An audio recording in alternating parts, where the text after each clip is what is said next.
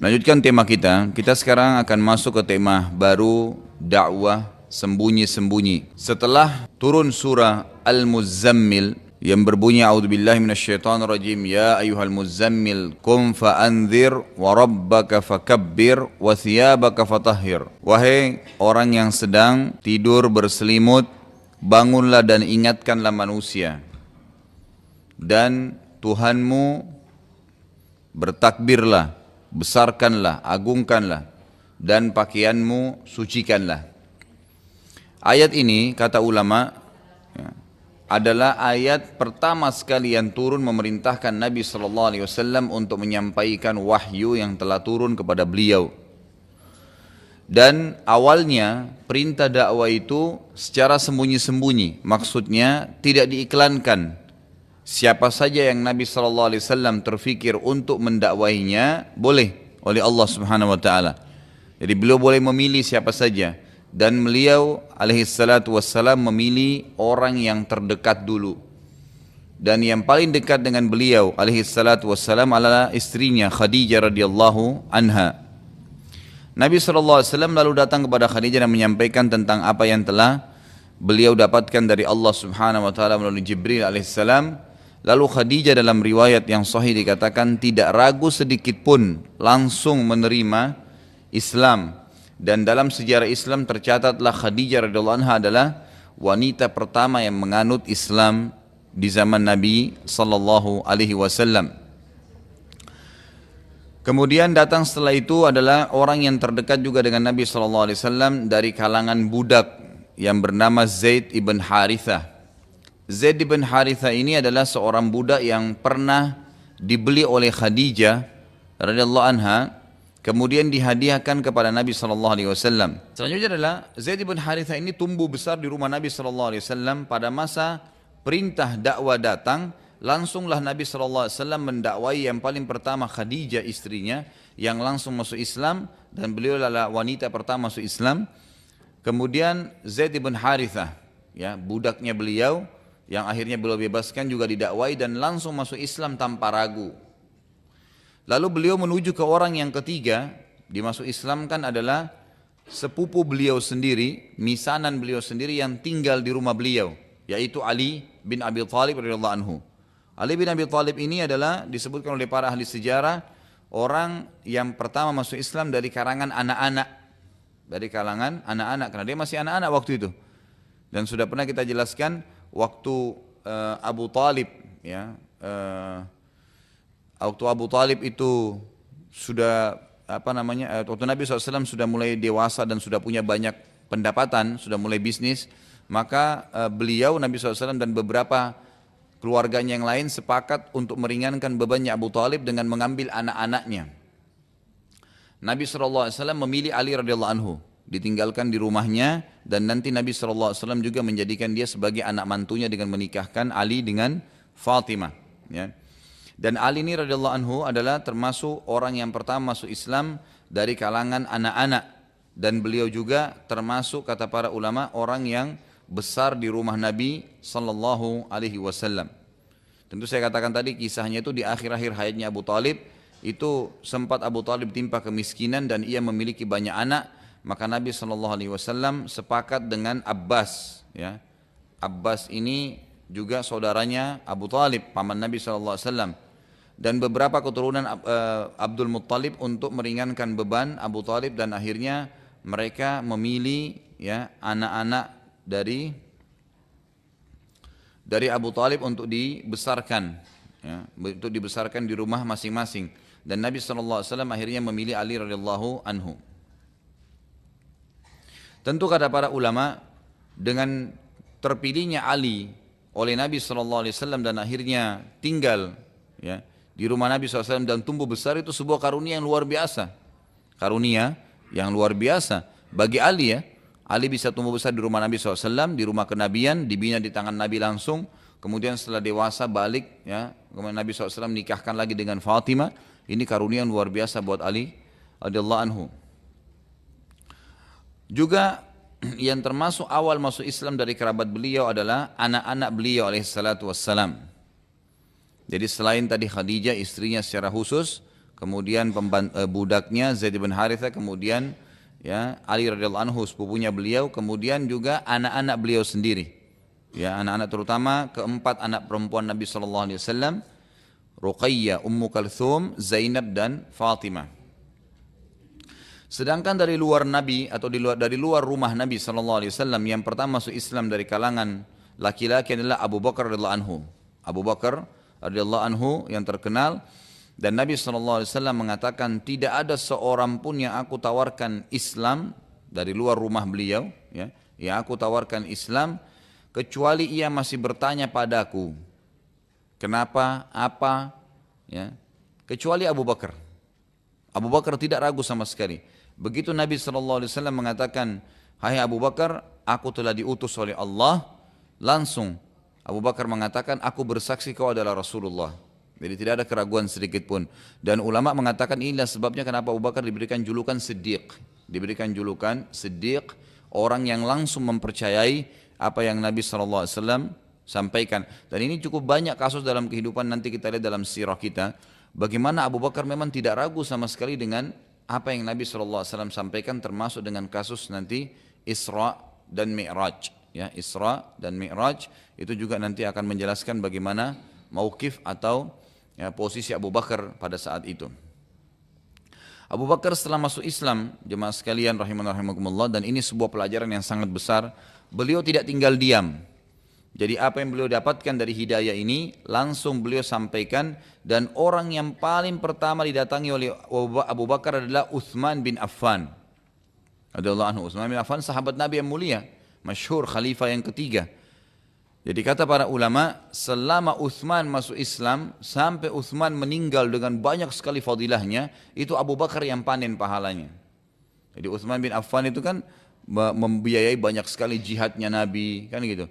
Bukankah Nabi SAW sudah mengatakan tentang Uthman radhiyallahu anhu, waktu dia membiayai perang Tabuk, ya, sangat banyak membiayai dengan unta, dengan kuda, membeli sumur, banyak sekali perlengkapan perang, makanan. Maka Nabi SAW pernah mengatakan, siapa yang mau berinfak?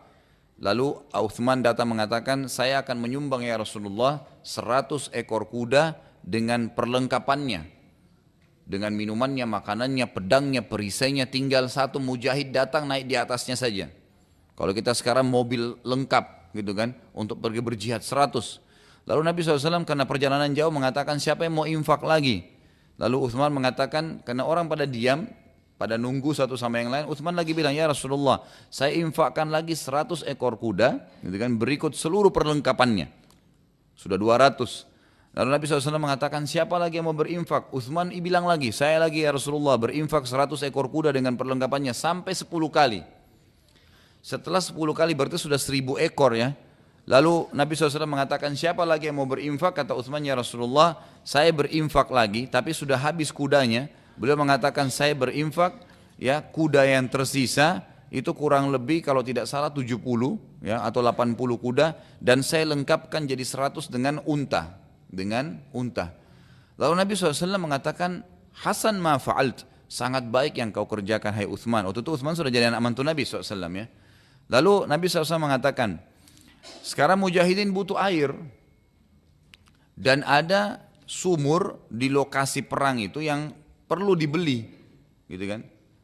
Maka Nabi SAW mengatakan, siapa yang membeli sumur itu dia dapat surga. Enggak pakai nunggu, Uthman langsung berdiri, ya Rasulullah saya beli.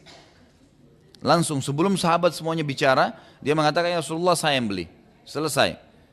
Maka apa kata Nabi SAW?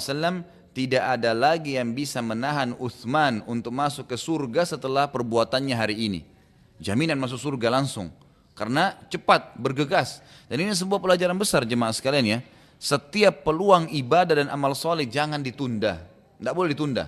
Ada kesempatan infak, ada kesempatan apa saja. Ya, mendakwai orang, menasihatin, ibadah, semua dikerjain, jangan ditolak, jangan ditunda dan ditolak. Ya. Dan ingat, dalam ibadah kita harus mendahulukan diri kita. Tidak boleh orang lain dalam ibadah ya. Seperti sering saya bahasakan, bapak-bapak kalau saya masuk ke masjid, itu sering sekali saya temukan gitu kan. Saf pertama itu lebih besar fadilahnya. Bukankah Nabi SAW mengatakan, Lo ya'lamun nasa ma fin nida'i wa safal awla atahuma walau habwa. Kalau manusia tahu apa yang tersembunyi di azan dan saf pertama, maka mereka pasti akan jalan menuju keduanya walaupun harus merangkak. Dalam riwayat yang dikatakan kalau mereka harus bersaing, maka mereka akan bersaing satu sama yang lain untuk memperebutkan itu. Tapi kalau saya masuk di Indonesia, saya lihat kalau saya lagi sudah iqamah, mesti saya buru-buru mau kejar saf pertama gitu kan, itu malah saya dipersilahkan. Gitu kan. Ini baik saja ya, baik, tapi sebenarnya dia kehilangan peluang, mestinya nggak boleh. Kalau dalam ibadah itu nggak boleh. Saya belum haji, tapi saya mau hajikan kerabat saya mana yang saya dahulukan, ya Anda dulu. Nggak bisa orang lain kalau dalam ibadah, gitu kan? Kecuali kalau memang kita sudah mengerjakannya, sudah pernah haji tahun lalu, kemudian mau hajikan tahun ini orang tua kita, silahkan. Walaupun orang tua sendiri ya. Jadi kita melakukan terlebih dahulu karena kita yang diperintahkan oleh Allah Subhanahu wa ta'ala, gitu kan? Ini sebuah pelajaran saja yang kita bisa ambil daripada perilaku para sahabat. Semua yang Uthman lakukan tadi, dan cukup banyak nanti akan kita sebutkan juga di zaman bahasan tentang Uthman bin Affan sendiri insya Allah, itu beliau radhiyallahu anhu dipanen pahalanya oleh Abu Bakar. Kenapa? Hanya karena Abu Bakar ngajak syahadat saja. Jadi Abu Bakar waktu masuk Islam nggak nunggu selesai syahadat langsung nyari siapa yang jadi mangsa nih. Gitu. Langsung dicari, dan yang dicari adalah orang-orang yang luar biasa, orang-orang memang yang potensi. Didatangin langsung disampaikan. Jadi nggak ada salahnya kalau di Al-Ihsan didapat manfaat, sampaikan kepada teman-teman untuk datang juga. Siapa tahu subhanallah dari 10 orang yang kita ajak ada satu yang datang, kemudian dengan 2 jam dia hadir bisa berubah hidupnya. Selama dia hidup dia bisa menjadi lebih baik dari sebelumnya, Anda panen pahalanya, gitu kan? Jadi itu sangat baik sekali. Setelah Abu Bakar masuk Islam, ia langsung mengajak Uthman dan Uthman pun masuk Islam. Kemudian Abu Bakar datangi lagi setelah Uthman syahadat. Jadi Abu Bakar cuma bilang, hai Uthman, ucapkan syahadat, tidak ada Tuhan yang menciptakan segala sesuatu kecuali Allah, la ilaha illallah, dan Muhammad adalah utusan Allah. Uthman bilang, baik, asyhadu an la ilaha illallah wa anna Muhammad Rasulullah. Selesai, dengan syahadat saja. Enggak ditunggu, enggak apa, enggak ada masalah sholat, enggak ada masalah yang lain, langsung Abu Bakar keluar dari rumahnya Uthman, cari orang lain lagi. Tahu siapa yang pertama didepuni setelah Uthman? Zubair bin Awam. Zubair bin Awam ini salah satu dari 10 yang dijamin masuk surga. Zubair bin Awam ini sahabat Nabi yang luar biasa ibadahnya, dan orangnya termasuk dari 10 yang dijamin masuk surga. Itu masuk Islam juga di tangannya Abu Bakar radhiyallahu anhu. Ini juga pelajaran besar jemaah sekalian, dan sudah pernah saya singgung ini. Kalau ada orang yang ingin masuk Islam dan mengatakan kepada Anda, saya ingin masuk Islam, jangan tunda.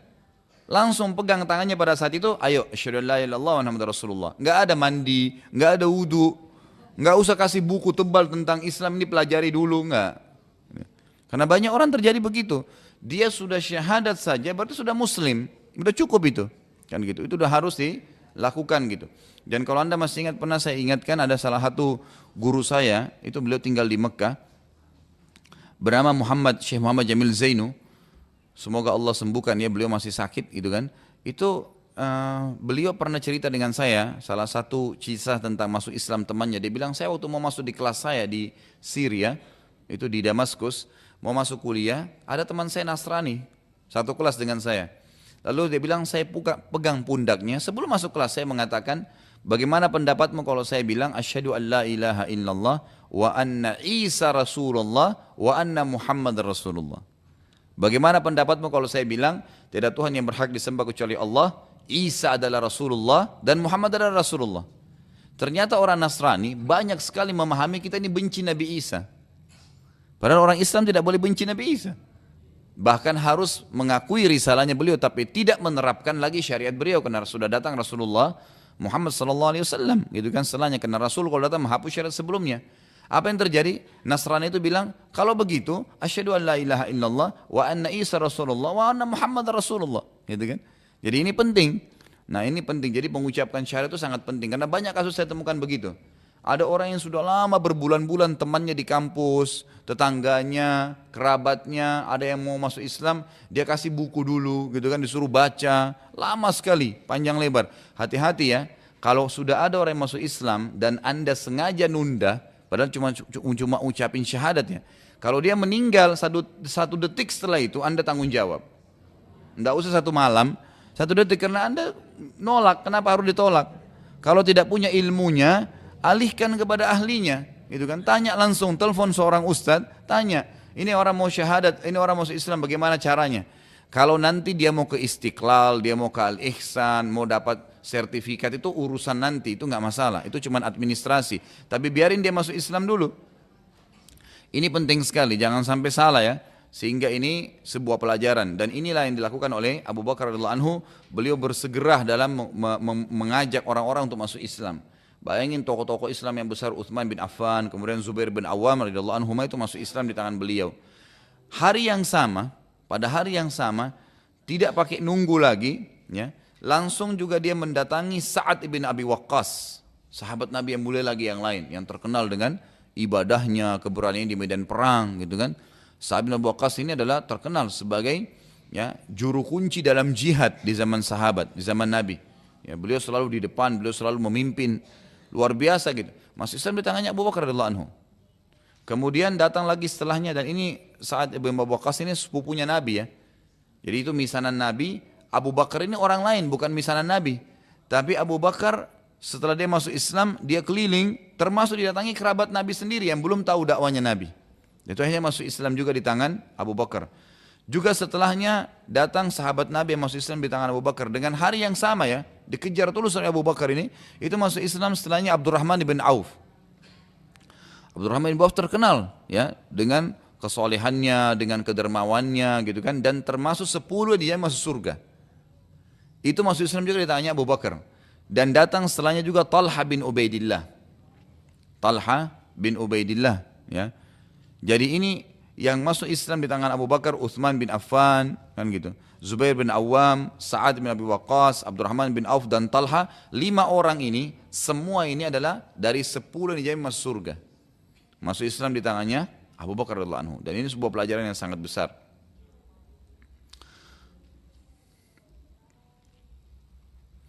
Inilah sebabnya jemaah sekalian, kenapa keluar hadis Nabi SAW yang berbunyi, ya, kalau seandainya, kata Nabi SAW dalam hadis sahih, kalau seandainya ditimbang seluruh imannya umat ini dengan imannya Abu Bakar sendiri, maka niscaya imannya Abu Bakar jauh lebih berat.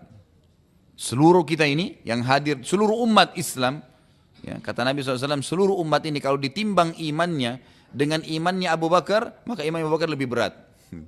Jangankan kita secara individu, rame-rame semua, itu digabung tetap belum bisa mengimbangi imannya Abu Bakar. Dan ini luar biasa ya, kalau dikatakan seluruh umat ini termasuk sahabat loh. Dan sahabat itu ada jumlahnya 70.000 orang, gitu kan. Kalau kita keluarin Abu Bakar sendiri berarti masih ada 69.000 sekian, kan gitu. Nah itu berarti Abu Bakar adalah orang yang luar biasa. Makanya orang-orang Yahudi, ya, termasuk yang membentuk pemahaman Syiah, itu sangat faham masalah ini. Akhirnya mereka mencari sesuatu yang bisa menyudutkan Abu Bakar sampai mengkafirkannya radhiyallahu anhu. Ini orang yang sangat mulia, ya, orang yang sangat mulia. Dan Abu Bakar cukup banyak sekali ya fadilahnya. Juga dalam hadis lain kata Nabi SAW, demi Allah tidak ada seorang pun, kata Nabi SAW, tidak ada seorang pun yang menginjakkan kakinya di muka bumi ini lebih mulia dari para nabi-nabi seperti Abu Bakar, nggak ada. Jadi Abu Bakar adalah orang yang paling mulia di muka bumi ini setelah para nabi. Jadi sahabat-sahabatnya Nabi Isa, sahabatnya Nabi Musa pun tidak ada yang bisa menyaingi Abu Bakar radhiyallahu anhu karena luar biasa dengan imannya. Pernah seorang sahabat Abdullah bin Mas'ud berkata, kami tidak ada bedanya dengan Abu Bakar dari sisi ibadah. Kami tidak ada bedanya dengan Abu Bakar dari sisi ibadah. Kami sholat, Abu Bakar sholat, kami sholat 5 waktu sama, ke masjid sama, zikirnya sama, sholatnya, ibadahnya, puasanya sama, hajinya sama-sama, jihad sama-sama, jihad di zaman Nabi gitu kan, sama semua. Tapi kami tidak bisa menyaingi Abu Bakar di keyakinannya, akidahnya nggak bisa. Bayangin tuh Abu Bakar, begitu Nabi bilang saya Nabi, langsung iya kamu Nabi, nggak ada lampu, orang ini buta huruf kan gitu, langsung diakuin. Sama dengan kasus Isra dan Mi'raj yang pernah saya jelaskan sedikit ya. Waktu itu adalah Nabi SAW pulang dari Isra dan Mi'raj, pulang langsung duduk, melongo gitu Nabi di depan Ka'bah, diam, merenung apa yang terjadi semalam nih. Keajaiban yang luar biasa, perjalanan dalam semalam ini ke Palestina dan ke langit, kembali lagi ke Palestina dan kembali lagi ke Mekah, gitu kan. Lalu Abu Jahal datang dan mengatakan, wahai Muhammad, ada apa dengan kamu? Lalu kata Nabi SAW diceritain dengan polosnya, Nabi ceritain tadi malam saya ketemu Jibril, kemudian saya ke Palestina, kemudian saya naik ke langit, ketemu sama Tuhan, kemudian Allah berikan perintah sholat, kemudian saya kembali lagi ke Palestina, kembali lagi ke Mekah. Abu Jahal waktu itu memang lagi cari-cari kesalahannya Nabi SAW. Apa yang Abu Jahal bilang? Wahai Muhammad, kalau saya kumpulkan masyarakat Mekah, maukah kamu ceritakan nih? Kamu mau ceritain enggak ini? Kata Nabi SAW, baiklah, saya akan ceritakan. Abu Jahal langsung naik di atas gunung, di atas bukit, kemudian teriak dengan suara keras, wahai penduduk Mekah, dengarkanlah Muhammad akan bercerita. Orang-orang Mekah semua heran. Pertama kali Abu Jahal panggil masyarakat Mekah untuk dengar. Biasanya kalau Nabi dakwah malah disuruh orang pergi gitu, jauhi. Lalu setelah kumpul, Abu Jahal berkata, hai Muhammad, sekarang ceritain tuh kepada orang-orang. Nabi SAW ceritain semua, ceritain A, B, C tentang saya jalan, saya di bawah, saya pakai burak, kemudian saya ke Palestina, saya ke langit, kemudian saya kembali terus gitu. Semua waktu itu ragu, termasuk orang Islam dari sahabat tuh ada yang ragu. Waktu itu, benar nggak ya Nabi jalan begini? Ini nggak masuk di akal loh. Waktu itu nggak ada kendaraan kecuali kuda, sama kuda itu paling cepat zaman itu, nggak ada yang lain lagi, gitu kan? Itu sampai kendaraan yang menggunakan roda pun ya pada saat itu, kalau kayak kita sekarang mobil itu masih ditarik dengan kuda, gitu kan. Jadi memang kuda adalah yang terbaik. Bagaimana bisa orang mengaku seperti ini? Lalu sahabat-sahabat bingung siapa yang mau didatangin. Lalu mereka mendatangi Abu Bakar. Abu Bakar betul lagi di kebunnya waktu itu, di kebun kurmanya, lagi di sana. Lalu ditanya, hai Abu Bakar, ceritanya begini. Rasulullah mengaku tadi malam sedang Isra, kemudian Mi'raj, kemudian kembali lagi. Ini sekarang ada di sini nih, di sekitar Ka'bah lagi dikelilingi oleh orang-orang gitu. Ya. Tapi orang pada ragu dengan ceritanya. Lalu Abu Bakar datang dengan tenang mendekati Nabi lalu mengatakan, ya Rasulullah, apakah anda mengucapkan apa yang telah orang bicarakan sekarang? Kata Nabi, iya. Langsung Abu Bakar bilang, anda benar. Langsung gak pakai tanya, gak pakai ragu, langsung anda benar, pasti benar. Lalu orang-orang Quraisy bilang, wahai Abu Bakar, bagaimana bisa kau percaya begitu saja? Kata Abu Bakar, wahai Quraisy, dia sudah saya percayai, wahyu datang dari langit, tanpa harus berangkat ke langit, dia bilang datang, saya sudah percaya. Apalagi kalau cuma sekedar naik ke atas, itu nggak masalah. Saya percaya. Dan yang kalimat luar biasa beliau mengatakan, wahai Quraisy, kalau seandainya di depan mata saya ada tembok warnanya putih, jelas putih, lalu Muhammad mengatakan, tidak Abu Bakar, itu tembok warna hitam. Saya akan bohongkan mata saya dan saya akan matakan temboknya. Saya akan katakan memang temboknya hitam. Kira-kira Quraisy mau bilang apa nih? Udah nggak bisa bilang apa-apa. Kalau depan mata saya jelas temboknya putih nih, seperti ini terang. Lalu Muhammad bilang, enggak Abu Bakar, ini hitam. Saya bilang hitam, mata saya yang bohong. Gitu. Ya. Saking percaya dengan Nabi SAW. Bagaimana kita bisa saingi Abu Bakar kalau begitu? Kan gitu. Kita aja disuruh sholat subuh berjamaah di masjid masih ragu benar nggak ya gitu kan? Atau disuruh sholat tahajud, Allah turun ke langit bumi, begini ustaz semua pada teriak, Allah temuilah Allah, minta sama Allah, kita masih tidur. Kalau yakin nggak bakal tidur malam itu, pasti bangun. Ini bukan presiden, bukan gubernur, tapi raja Allah yang datang, rajanya seluruh raja ke langit bumi datang ke rumah kita, tinggal nanya, mau minta tolong apa? Ada kebutuhan apa? Ada yang salah minta maaf saya maafin, tapi masih tidur karena kita nggak yakin, kan gitu. Keyakinan itu akan membawa kita pada terimanya terhadap wahyu Allah Subhanahu Wa Taala. Itulah sebabnya jemaah sekalian, Abu Bakar radhiyallahu anhu diberikan julukan tadi As-Siddiq atau orang yang dipercaya. Dan kita sudah tahu penghuni surga Firdaus yang tertinggi ada 4 golongan ya, nabi-nabi, syuhada yang mati syahid, kemudian Siddiq ya, orang-orang yang jujur dengan Allah Subhanahu Wa Taala, dan salihin. Nah kalau Siddiq ini, bayangin di antara semua sahabat yang dapat julukan Abu Bakar saja As-Siddiq, kan gitu. Apalagi di zaman kita ini, kan gitu. Ini sangat berat sebenarnya ya, tapi semoga Allah SWT bisa mencatatkan kita termasuk orang-orang yang Siddiq. Dan juga perlu anda ketahui jemaah sekalian, kisah Abu Bakar dan kisah para sahabat ternukil dan Allah jaga seperti sekarang ini, itu agar kita bisa mengambil pelajaran dan bukan mustahil kita bersama-sama dengan beliau.